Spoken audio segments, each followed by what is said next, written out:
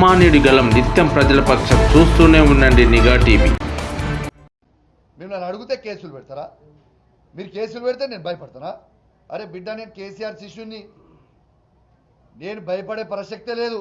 మీరు ఇట్లాంటి 100 కేసులు పెట్టుకున్నా కూడా మీరు ప్రజలకి హామీ ఇచ్చిన 6 గ్యారెంటీలు ఇచ్చే వరకు మేము కేసీఆర్ గారి నాయకత్వంలో ప్రశ్నిస్తూనే ఉంటాం, మేము నన్ను అడుగుతూనే ఉంటాం. మీరు 100 కేసులు పెడితే పెట్టుకొని కేసులకు ఎవరు భయపడేటోడు లేడు. మీరు బాగా ఇబ్బంది పెట్టి కేసులు పెట్టినా కూడా మా హుజురాబాద్ నియోజకవర్గ ప్రజల కోసం, తెలంగాణ ప్రజల కోసం మీరు మమ్మల్ని జైల్లో పెట్టినా కూడా జైలుకు పోవడానికి కూడా నేను సిద్ధంగా ఉన్నా. మీకు కేసులకి భయపడేటోడు కాదు.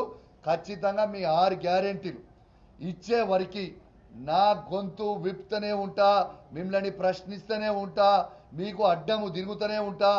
ఇంకో సంవత్సరం అయితే డైరెక్ట్గానే, ఇండైరెక్ట్గా ఏముండదు. ఇంకా మీరు ఇవ్వకపోతే ఇంకో సంవత్సరం వరకు ఓపెన్గా వెయిట్ చేస్తాం. డైరెక్ట్గా ముఖ్యమంత్రి కాన్వేకే అడ్డం తిరుగుతా ఒక శాసనసభ్యునిగా రాసి పెట్టుకొని మీరు ఏం చేస్తారో చేసుకోరి. పోలీసు వాళ్ళని వాడుకొని లాఠీ దెబ్బలు తినడానికి కూడా మేము రెడీగా ఉన్నాం. మళ్ళీ మేము 5 ఏళ్ల తర్వాత అధికారంకి వస్తాం.